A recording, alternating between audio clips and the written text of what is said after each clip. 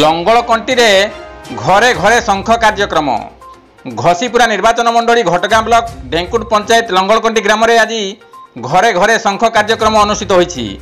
ଏଥିରେ ଘଟଗାଁ block BJD ସଭାପତି ଦୋଳଗୋବିନ୍ଦ ବେହେରା, ସରପଞ୍ଚ ଖୈର ନାୟକ, ବିଜେଡି ନେତା କୃଷ୍ଣଚନ୍ଦ୍ର ବାରିକ, ବିଜୟ କୁମାର ସାହୁ, ବିଜୟ ପାଲ, शेख ताहिर, निर्मल महंत, दिगंबर नायक, बीरबर सेठी, पंकज बेहेरा, अवनी महापात्र, निरंजन दलई, अभिमन्यु पलई प्रमुख एक शोभायात्रा जाई घरे घरे शंख पोस्टर लगाइबा सहित बीजेडी को भोट देबाकू लोकंक पाखरे निवेदन करथिले। बीर रिपोर्ट केड न्यूज दिया। सिद्धू बाबू जिंदाबाद, सिद्धू बाबू जिंदाबाद, सिद्धू बाबू